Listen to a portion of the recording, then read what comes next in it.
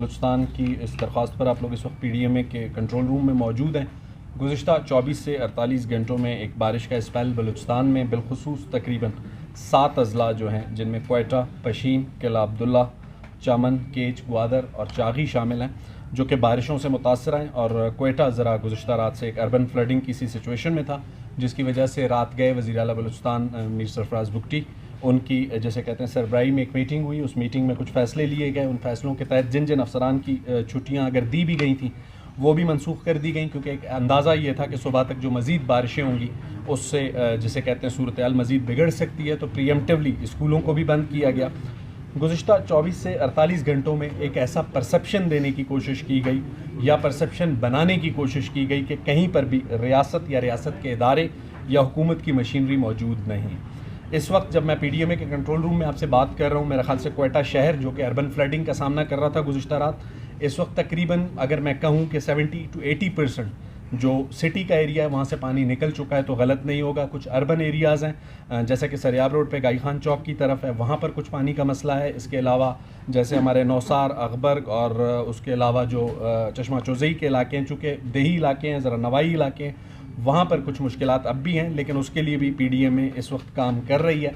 इन गुज़िश्ता 24 से 48 घंटों में 7 अफराद तकरीबन जाँ बहक हुए, जिनमें से 2 जो है छत गिरने से और 5 आसमानी बिजली से।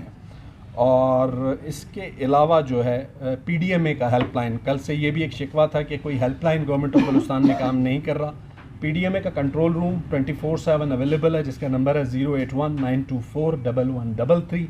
दूसरा नंबर है 92411122 और तीसरा नंबर है 92041166। चौथा व्हाट्सएप का नंबर है 0349241133।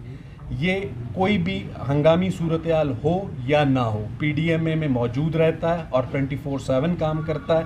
27 शिकायत इस कंट्रोल रूम को गुज़िश्ता रोज़ क्वेटा सिटी के हवाले से डी वाटरिंग की खासकर 17 जिसे कहते हैं निकासी आपके लिए शिकायत मौसूल हुई, जिनमें से 14 पर रिस्पांस दिया गया।